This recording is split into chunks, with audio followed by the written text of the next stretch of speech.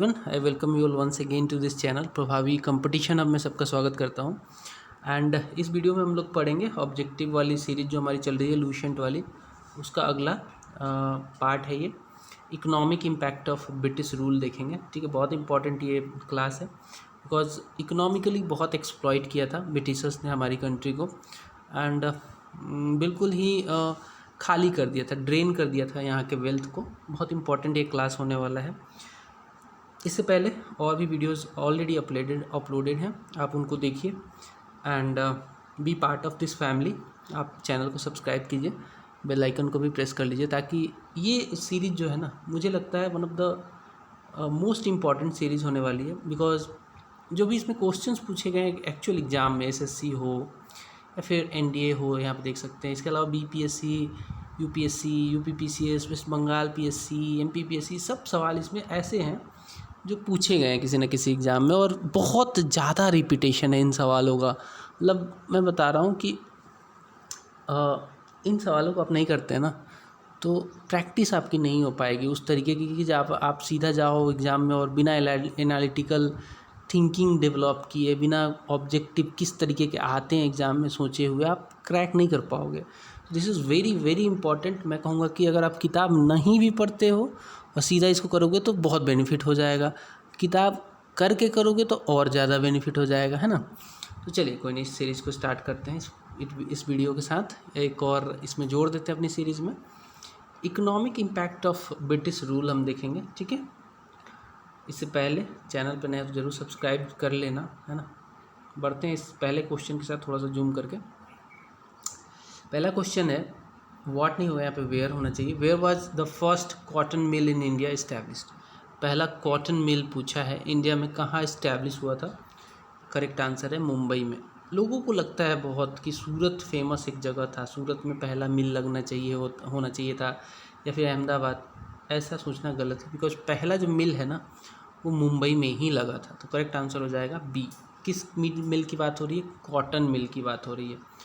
Next है, what is the oldest trade union organization in India. कौन सा है इसमें से ओल्डेस्ट पूछा है, ठीक है। क्या वो Indian national trade union Congress है, INTUC बोलते हैं इसको, या फिर centre of Indian trade union है C2, या फिर all India trade union Congress 1920 में बना था या फिर भारतीय मजदूर संघ। तो मजदूर संघ तो क्या आपको लगता है होना चाहिए क्या? इसका आंसर नहीं है। तो करेक्ट आंसर है all India trade union Congress. इसकी स्थापना 1920 में की गई थी, 1920 में। करेक्ट आंसर हो गया आपका all India trade union Congress, ठीक है। आगे बढ़ लेते हैं, थोड़ा सा और मूव करते हैं। अगला सवाल है, where was the first iron and steel industry of India established. Iron और स्टील फैक्ट्री की बात हो रही है, पहली आयरन और स्टील फैक्ट्री की बात हो रही है इंडिया में, कहाँ इस्टेब्लिश हुई थी। इसका करेक्ट आंसर है जमशेदपुर में। जमशेदपुर में पहली आयरन और स्टील इंडस्ट्री इंडिया की इस्टेब्लिश हुई थी। Jamshedpur is the right answer, ठीक है। कौन सी थी वो? टाटा स्टील जो है ना वही है पहली, जमशेदपुर में, ठीक है।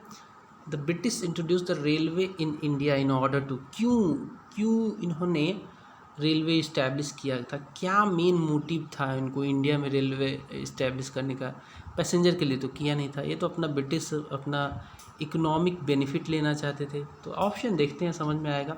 To promote heavy industry in India, to facilitate British commerce and administrative control, to move food stuff in case of famine. तो बिल्कुल ही नहीं होगा, ठीक है, क्योंकि वो उनके वजह से फेमिन आता था, वो उसको सॉल्व कभी नहीं करना चाहते थे। They wanted to enable Indians to move freely within country. ये भी नहीं हो सकता है।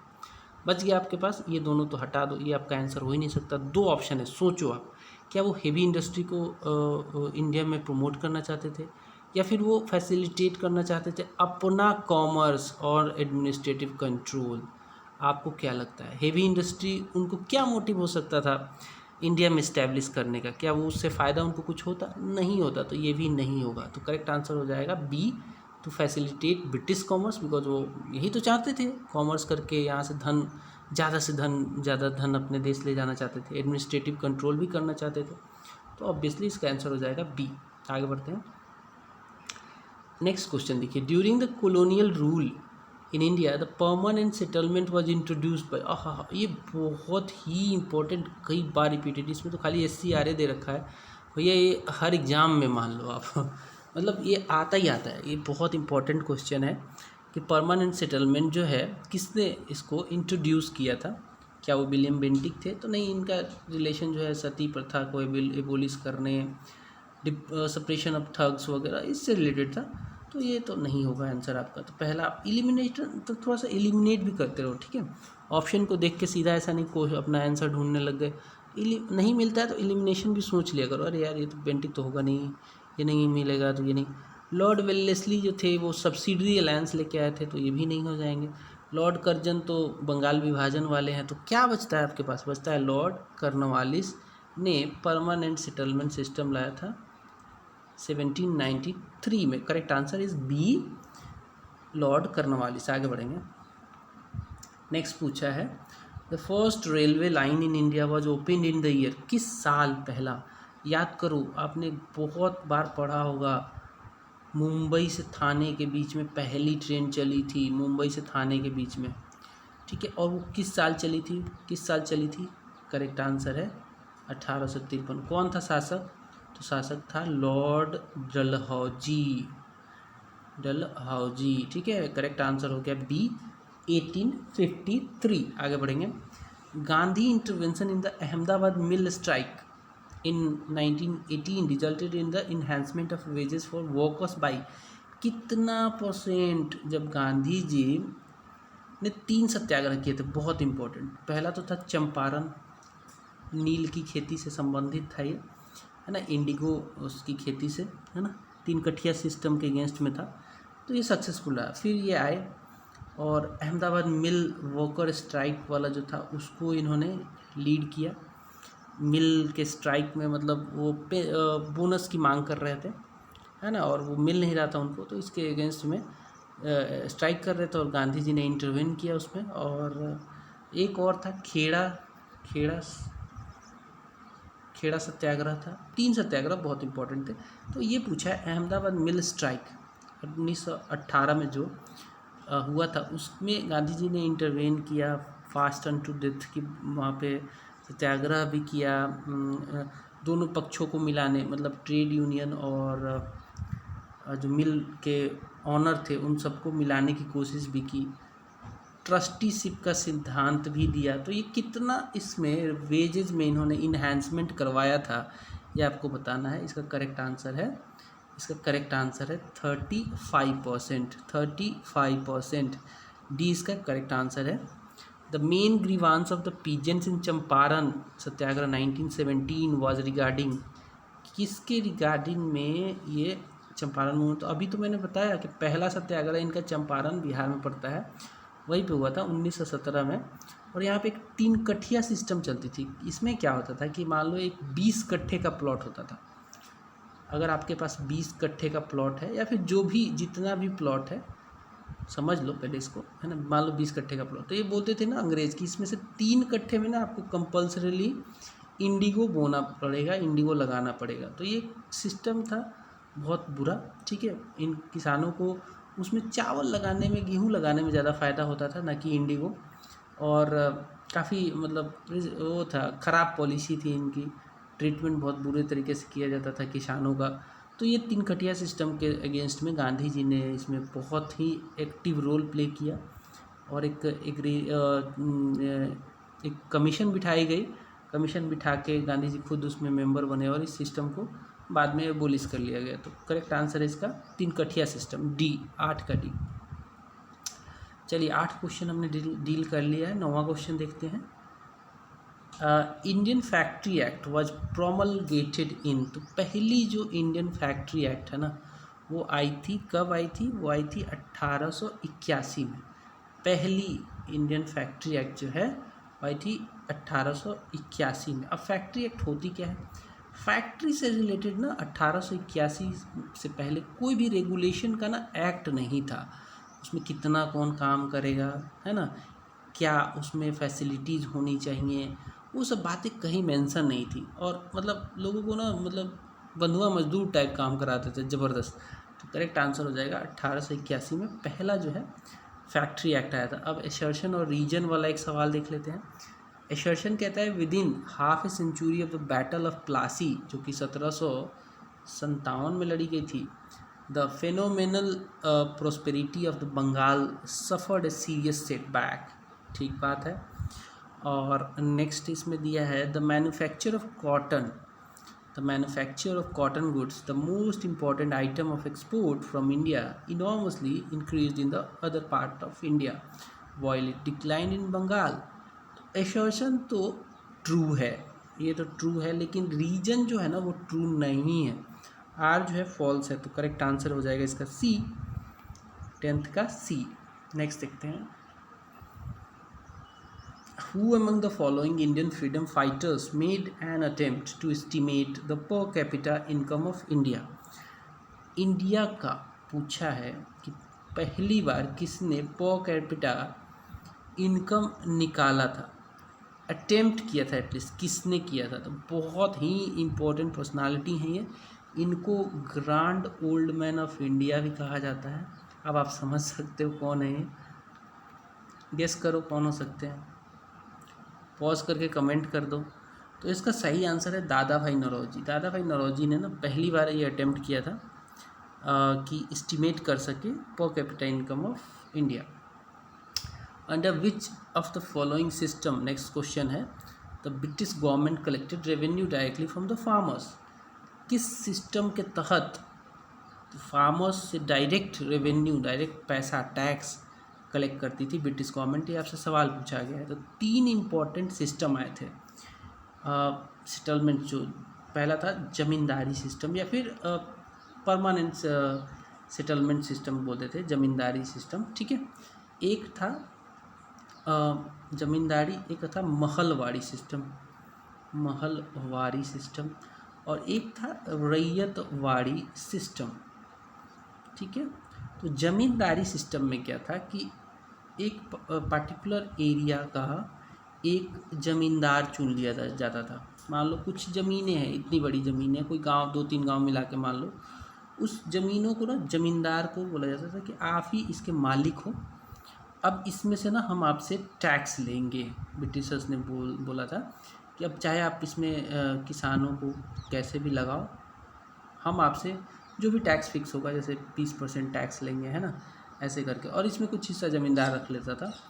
तो ज़मींदार हो गए बहुत पावरफुल, और किसान हो गए रैक रेंटेड पीजेंट्स हो गए। वो उनकी ज़मीनें छीन गई और ज़मींदारों को दे दी गई, ज़मींदार से ही टैक्स कलेक्ट करती थी ब्रिटिश गवर्नमेंट। तो ये एक सिस्टम हो गया। दूसरा सिस्टम था महलवाड़ी। महलवाड़ी सिस्टम में क्या था कि इसमें बोला गया कि एक गांव है जैसे, तो उस गांव को ना महल बना देते थे, मतलब 1 गांव 2 गांव 3 गांव को मिला के, या फिर एक भी गांव को महल बोलते थे, और बोलते थे कि इस गांव का जो मेन होगा ना, एक बंदे को, हेड को, ये बोलते थे कि आप ना पूरे गांव का कलेक्ट करके पैसा ब्रिटिश गवर्नमेंट को दो। ये हो गया महलवाड़ी सिस्टम। और एक था डायरेक्ट किसानों से पैसा लेना, रैयत। रैयत का मतलब होता है किसान, खेतीहर, रैयत का मतलब होता है, ठीक है। तो रैयतवाड़ी सिस्टम जो था, इसमें जो है गवर्नमेंट डायरेक्टली किसानों से पैसा लेती थी। तो करेक्ट आंसर क्या हो जाएगा? बी, क्योंकि यहाँ पे क्वेश्चन ही ये पूछा है, ब्रिटिश गवर्नमेंट डायरेक्टली किससे कलेक्ट करती थी रेवेन्यू। अगला सवाल देखते हैं, 13th question, who among the following has started the public work department? Again very very important, public work department, पहला रेलवे, पहला तार सिस्टम, ये सब जहाँ भी पूछे दोस्तों, एक ही बंदा है जिसने बहुत ऐसे काम किए, लॉर्ड डलहौजी। करेक्ट आंसर हो जाएगा लॉर्ड डलहौजी। 1848 में पब्लिक वर्क डिपार्टमेंट को ओपन किया गया था। नेक्स्ट क्वेश्चन है, in which of the following year was the first railway line between Bombay and Thane laid? ये तो मैंने बता ही दिया आपको, अब तो आप कर ही दोगे इसको। आंसर बता दूँ या छोड़ दूँ? चलो बता देता हूँ, 1853। नेक्स्ट है, the cause of decline of textile industry in 18th century in Bengal was? Textile industry Bengal में क्यों 18वीं शताब्दी में डिक्लाइन हो गई, कॉज पूछा है। अब हमें इसके लिए क्या करना पड़ेगा, ऑप्शंस देखने पड़ेंगे। पहला क्या है, decline in quality of production? बिल्कुल नहीं भैया, क्वालिटी ऑफ प्रोडक्शन अचानक कैसे ख़राब हो जाएगी, पहला तो नहीं होगा। Non availability of raw material, अचानक रॉ मटेरियल थोड़ी ख़त्म हो जाएगा, ये दोनों आउट हो गए, नहीं होगा। High tariff rates on export to Britain, यही इसका बिल्कुल सही आंसर है। ठीक है, क्या था, ब्रिटिशर्स ने ना बहुत ही ज़्यादा एक्सपोर्ट टैरिफ रेट लगा रखा था एक्सपोर्ट के ऊपर। ठीक है, और इंडिया में जो वो ब्रिटिशर्स जो एक्सपोर्ट करते थे, जो ब्रिटिशर्स भेजते थे सामान इंडिया में, वो फ्रीली आ जाता था बिना टैरिफ के, लेकिन हमारा सामान जो बन के जाता था ब्रिटेन में, उस पर एक्सऑर्बिटेंट रेट पे, बहुत बड़े रेट पे वो लोग टैरिफ लिया करते थे। तो करेक्ट आंसर हो जाएगा सी, ये मेन कारण था। First railway line way laid down in India under which British governor, कई बार रिपीटेड सवाल है ये, ऐसा तो ये ही काम कर सकता है। 1848 में लॉर्ड डलहौजी थे और इन्हीं के शासनकाल में पहली रेलवे लाइन जो है बिछाई गई थी। अगला सवाल देखते हैं। Who is the exponent of theory of economic drain of India during the British rule, ये थ्योरी किसने दी ब्रिटिश रूल में, इकोनॉमिक ड्रेन ऑफ इंडिया। ये बोलते थे ना कि अंग्रेजों का काम ही है भारत से धन ले जाना, ड्रेन करना, इकोनॉमिक ड्रेन करना इंडिया का, ये था दादा भाई नौरोजी का कहना। Correct answer is A, Dadabhai Naoroji. The English introduce Ryotwari settlement, कहाँ इंट्रोड्यूस किया गया था रैयतवाड़ी सेटलमेंट, आपको ये बताना है। क्या वो बंगाल प्रेसिडेंसी में था? नहीं, क्योंकि यहाँ पे तो ज़मींदारी सिस्टम था। क्या वो मद्रास प्रेसिडेंसी में था? नहीं, क्योंकि यहाँ पे तो रैयतवाड़ी सिस्टम था। तो क्या ये बॉम्बे प्रेसिडेंसी में था? सोचिए, क्या ये बॉम्बे प्रेसिडेंसी में था? जी हाँ, बॉम्बे प्रेसिडेंसी में था दोस्तों, लेकिन मद्रास और बंगाल, बॉम्बे दोनों मिला के था। ठीक है, कहने का मतलब खाली मद्रास में नहीं था, मद्रास और बॉम्बे दोनों मिला के ये रैयतवाड़ी सिस्टम, मतलब मद्रास का कुछ पार्ट में रैयतवाड़ी भी था और कुछ पार्ट में थोड़ा बहुत दूसरा सिस्टम भी चलता था। ठीक है, तो मद्रास और बॉम्बे प्रेसिडेंसी में दोनों में रैयतवाड़ी सिस्टम था। आगे बढ़ेंगे, और ये बहुत इंपॉर्टेंट सवाल है, इस बार का 67 BPSC में भी पूछा गया था ये। अगला है, पहली बार पूछे तो मद्रास लगाना। ठीक है, अगर ऐसा पूछ दे कहाँ किया गया था और दोनों ऑप्शन हो मद्रास और बॉम्बे, तो ई लगाना। अगर ऐसा पूछ दे कि पहली बार कहाँ इंट्रोड्यूस किया गया था, तो वो मद्रास, कई बार तमिलनाडु दे देता है ना, तो करेक्ट आंसर तमिलनाडु या मद्रास होगा। Who authored the book poverty and un British rule in India, आहा, ये भी हमारे ग्रांड ओल्ड मैन, किसने, दादा भाई नौरोजी, इन्होंने लिखी थी। अगला है, who is credited with the introduction of permanent settlement in Bengal and Bihar. Again repeated question, Lord Cornwallis. Already एक बार हमने इस पे बात कर लिया है, तो नहीं करेंगे अब इस पे बात। अगला सवाल देखते हैं। Who was associated with ryotwari settlement of Madras, ryotwari settlement of Madras किसने बनाया था एक्चुअली? क्या वो मालकन ने किया था? बिल्कुल नहीं। क्या वो मुंड्रो ने किया था? बिल्कुल नहीं। क्या वो एल्फिंस्टोन ने किया था? नहीं। एक ही बचते हैं शख्स, कौन है वो? Sorry, I am really sorry, इसका करेक्ट आंसर हो जाएगा मुनरो, मेटकाल्फ नहीं होगा, करेक्ट आंसर हो जाएगा मुनरो। ठीक है, permanent settlement was feature of, किसका फीचर था? तो ये ज़मींदारी, ऑलरेडी मैंने बताया, इसी को ज़मींदारी सिस्टम भी बोलते थे। आगे बढ़ते हैं। None of the journalist who wholeheartedly championed the cause of indigo movement was, अच्छा नन ऑफ नहीं बोला है, name of the journalist who wholeheartedly champion the cause of indigo movement was, कौन है वो, किनका नाम इसमें आएगा आंसर में? तो इसका करेक्ट आंसर है हरीशचंद्र मुखर्जिया। हरीशचंद्र मुखर्जी ने जर्नलिस्ट थे ये, और इन्होंने इसको लेकर काफ़ी प्रचार प्रसार किया था। करेक्ट आंसर है हरीशचंद्र मुखर्जिया।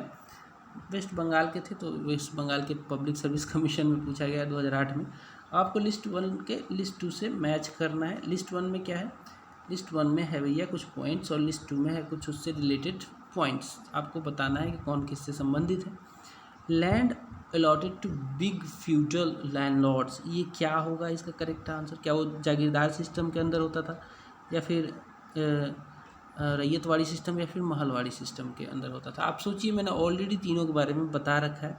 यहाँ पे जागीरदारी सिस्टम के जगह पे ज़मींदारी लिखना चाहिए था, जागीरदारी नहीं होना चाहिए था, ज़मींदारी इसको मान के आप ही सॉल्व कीजिए।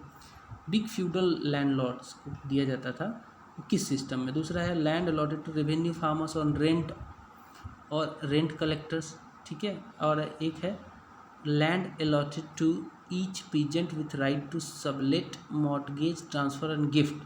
तो ये तो हो गया रैयतवाड़ी, ये हो गया महलवाड़ी, और ये हो गया जागीरदारी या फिर ज़मींदारी कह सकते हैं। तो 24 का जो आंसर होगा आपको देखना पड़ेगा, ए का 1, बी का 3 और सी का 2 आना चाहिए। देख लेते हैं ए का 1 कहाँ पे है, 2 ऑप्शन में है, तो ये दोनों को काट दो, ये तो होगा नहीं। बी का 3 किस में है, तो इसका सही आंसर हो जाएगा ए 24 का 24 का बी हो जाएगा, सॉरी 24 का बी है ना। 1 4 2 3 है ना, 1 4 2 3 करेक्ट आंसर, यही हमने डिस्कस किया था इससे पहले। अगला सवाल है under the permanent settlement 1793 the zamindars were required to issue pattas to farmers which were not issued by many of the zamindars. The reason was the zamindar were trusted by farmers. There was no official check upon the zamindars. It was the responsibility of the British government. The farmers were not interested in getting the pattas. क्या है इसका answer, क्या है इसका answer, तो correct answer है there was no official check upon the zamindar. होता क्या था, पट्टा क्या है, देखिए जमींदार जो है ना वो रिस्पॉन्सिबल था, कुछ बहुत बड़ा एरिया उसको क्या था, उस पर वो टैक्स देना था, बाकी उस एरिया को पट्टे पे दिया जाता था। पट्टा मतलब एक लिखित कागज़ टाइप का, मान लो कि ये ज़मीन, इतनी ज़मीन मैं मंगू राम को या चंगू राम जो भी है उसको दे रहा हूँ और वो उसमें खेती करेगा और मुझे देगा पैसा, ये जब पट्टा इशू करने का प्रावधान था। लेकिन कई ज़मींदारों ने पट्टा दिया ही नहीं, लोगों को, किसानों को ऐसे ही काम कराया और भगा दिया, एक दिन काम कराया अगले दिन किसी और से काम कराया, भगाते रहे। तो पट्टा सिस्टम का कोई ऑफिशियल चेक नहीं था। उसमें क्या होता, पट्टा सिस्टम के द्वारा दिया जाता तो एक परमानेंट, एक बंदे को एक पर्टिकुलर ज़मीन मिलती कुछ सालों के लिए, है ना। तो पट्टा सिस्टम यही था, ठीक है। तो पट्टा सिस्टम का नहीं इम्प्लीमेंटेशन का कारण है ऑफिशियल चेक का नहीं होना, ठीक है। आगे बढ़ेंगे। In India the first bank of limited liability managed by Indians and founded in 1881। पहला बैंक, सिंपल पूछ समझ लो, कब खुला था, 1821 में। उसका नाम पूछ लिया है, ठीक है, नाम पूछ लिया, उसका नाम है Awadh commercial bank. Awadh commercial bank ही पहला बैंक था जिसकी लिमिटेड लाइबिलिटी थी, मैनेज किया जाता था इंडियंस के द्वारा, और इसको 1881 में फाउंड किया गया था, अवध कमर्शियल बैंक। अगला सवाल है Who among the following used the phrase un-British to criticize English colonial control of India? तो ये तो किताब ही थी इनकी, un-British poverty and un-British rule in India. ये तो दादा भाई नौरोजी ने ही लिखा था, तो करेक्ट आंसर हो जाएगा सी, दादा भाई नौरोजी। अगला सवाल देख लो दोस्तों, with reference to Ryotwari settlement consider the following statement. आपको स्टेटमेंट कंसीडर करना है, उसमें आपको आंसर तक पहुंचना है कि कौन सा सही है कौन सा गलत है। The rent was paid directly by the peasants to the government. Ryotwari system में ये बिल्कुल सही है। The government gave pattas to the ryots, क्या ये सही है, तो जी हाँ ये भी सही है। The lands were surveyed and assessed before being taxed, ये भी सही है, तो तीनों सही है, ठीक है। करेक्ट आंसर हो जाएगा सी। आगे बढ़ते हैं। कंसीडर द फॉलोइंग स्टेटमेंट, आपको स्टेटमेंट देखना है और फिर करेक्ट आंसर तक पहुंचना है। द मोस्ट इफेक्टिव कॉन्ट्रीब्यूशन होना चाहिए, कॉन्ट्रीब्यूशन क्या होता है। The most effective contribution made by Dadabhai Naoroji to the cause of Indian national movement was that he, क्या किया इन्होंने, दादा भाई नौरोजी ने क्या किया, आप देखते हैं, बहुत मज़ा आने वाला है इसमें। He expose the economic exploitation of India by British, बिल्कुल किया इन्होंने, ड्रेन थ्योरी ला के किया, बिल्कुल किया। He interpreted the ancient Indian text and restored the self confidence of Indian, क्या ऐसा इन्होंने कुछ किया, तो बिल्कुल नहीं किया, क्योंकि ये काम जो है ना इंडियन टेक्स्ट वगैरह वो समाज सुधारकों का था, जैसे राजा राम मोहन रॉय और ऐसे चीज़ लोगों का था, तो ये काम तो इन्होंने नहीं किया। ये stressed the need for eradication of all the social evils before anything else, ये भी गलत है। इनका एक ही काम था, ये जो इकोनॉमिक एक्सप्लॉइटेशन इंडिया का कर रही थी ब्रिटिश गवर्नमेंट, उसी को एक्सपोज कर रहे थे। तो करेक्ट आंसर हो जाएगा वन ओनली। ठीक है, वन ओनली। हली सिस्टम कंसर्न, हली सिस्टम क्या था? ये अनटचेबिलिटी से था क्या? एक्सप्लॉइटेशन ऑफ पीजेंट्स से था क्या? ये क्या था? या फिर इलिटरेसी से था? करेक्ट आंसर है इसका हली सिस्टम था, बॉन्डेड लेबर से संबंधित था। बंधुआ जो मजदूर हो जाते हैं ना, उनसे संबंधित सिस्टम को कहा जाता था हली सिस्टम। इसको बाद में एबोलिश कर दिया गया था। तो करेक्ट आंसर हो जाएगा 30 का ए। अब यहाँ दोस्तों हमने इसको कंप्लीट कर लिया है। ये टॉपिक था economic impact of British rule, जो कि बहुत इंपॉर्टेंट, इसमें सवाल आपको मैंने बताया 30 बहुत इंपॉर्टेंट, और इसमें से अगर आएगा तो इसी में से आएगा, इतना जान लो। ये सीरीज़ बहुत ही इंपॉर्टेंट है दोस्तों, ज़रूर सब्सक्राइब कर लो चैनल को, बेल आइकन को प्रेस कर लो, ताकि बार बार इसको 1-2 बार देखोगे ना तो आपको ये रिवाइज बहुत जल्दी हो जाएगा। रिवाइज करोगे तो 2x पे कर लेना, क्या है, आपको क्वेश्चन ही तो देखना है। अभी पहली बार देख रहे हो तो समझने के लिए ठीक है, नॉर्मल स्पीड पे देखो। मिलेंगे अगले वीडियो में, तब तक के लिए बाय बाय।